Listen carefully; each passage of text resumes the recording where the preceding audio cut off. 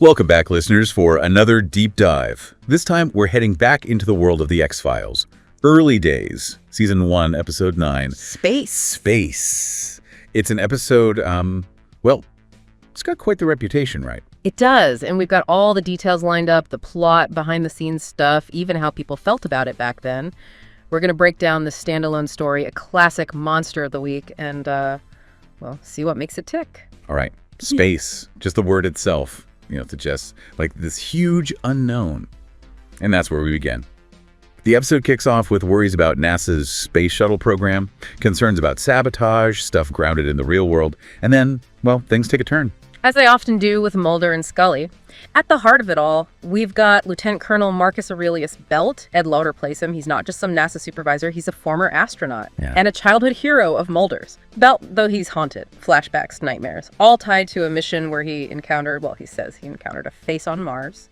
Okay, so that's where things start to get a little spooky. We also meet Michelle Genereux. She's a communications commander at NASA, and she's the one who pulls Mulder and Scully into all this. Right. There have been these near misses, aborted launches. She's worried the next launch will be sabotaged too. Her fiance's on board that shuttle, by the way. So understandably, she's on edge. And that's when she reaches out to, I guess, the only people who would actually take her seriously, Mulder and Scully. Pretty much. They go to NASA, meet Belt. He seems calm, collected, assures them everything's fine. They even get to watch the launch from Mission Control. And of course, it's not fine. Of course not. Launch happens, everything seems okay. Then, bam, they lose contact once the shuttle reaches orbit. Oh, man. Talk about tension. Oh, yeah, and then it gets worse. Mulder and Scully are with Genereux, and suddenly, she sees something terrifying. This spectral face in front of her car causes her to crash. Yeah, she's injured, but she's still focused on that mission, wants to get back to Mission Control. Meanwhile, out in space, the shuttle's in trouble, trapped in direct sunlight. They can't rotate it from the ground. And that's bad news for the astronauts. Extremely. Jenner is convinced the uplink's been sabotaged. Belt, he makes a decision, cuts the uplink, gives the astronauts manual control. It's risky, adds to the suspicion surrounding him. Makes sense. And then, doesn't he lie to the press about how bad things are? He does. Says everything's normal, plays it down. Mulder confronts him, of course. Belt says the whole program could be ruined if this mission fails. Hints at huge pressure or maybe something else going on. Right. It's like, what's really driving him here? Then what? Yeah. Belt has a flashback at home. Oh, yeah, a really vivid one. Ends with this astral presence separating from his body. At the same time, something weird happens on the shuttle. The astronauts feel a thump, there's an oxygen leak, and one even sees a ghostly figure outside. Chills. And Mulder and Scully, they find something too, don't they? Something about Belt's past. They do. They dig up records showing Belt knew about equipment problems on past missions, even the Challenger disaster, knew about them beforehand. So it's like this hidden history. Yeah. And this ghostly presence all pushing down on him. What happens? Does he finally crack? He does. Right there in Mission Control. He confesses, says he's been controlled by this otherworldly force, tells them to change the shuttle's trajectory, which actually ends up saving the astronauts. But it's not over for him. He ends up taking his own life in the hospital, still battling that unseen force. And just as he falls, we see another flashback back to that Mars mission. That is dork. It is. But Mulder, he tries to make sense of it. He figures Belt was both the saboteur because of the entity and the one who tipped off Genereux about it. Sacrificed himself to save the mission, in a way. It's tragic. Absolutely. So we got to talk about the face on Mars, right? The real thing. That photo. Yeah. It's what inspired this whole story. Yeah. That Viking 1 photograph from 1976, it showed this formation on Mars, looked artificial. People went crazy with theories, ancient civilizations, hidden structures, the whole 9 yards. Turns out, later photos showed it was just natural. But for a while, it fueled our imagination, this idea of life out there, I remember that. Everyone was talking about it. Oh, yeah. Chris Carter and the writers, they saw the potential there. A story about the mysteries we project onto space. Now, you mentioned this episode being a monster of the week. For folks who might be new to the X-Files, what does that mean exactly? Yeah, explain that. Sure. In the X-Files, you've got these episodes that are standalone stories. They're not tied into the big alien conspiracies and government cover-ups, mythology episodes. Mythology episodes, those are different. Exactly. Monster of the Week is more like you've got this weird creature or phenomenon, and that's the focus. In space, it's that astral entity. You don't need to know the whole backstory of the show to enjoy them. Each one is its own little mystery. Got it. Self-contained chills. So making space, though, it sounds like it wasn't easy. Production problems. Yeah, more than a few. Even Chris Carter has said it's one of his least favorites, mostly because of how tough it was to make. Budget issues, especially. Really? Budget issues? I mean, the show tackled some big ideas, space travel, aliens, all that. I know, right? And this episode, it was supposed to be low budget, a bottle episode, keep things simple, keep the costs down. Yeah. And it ended up being the most expensive of the entire first season. No way.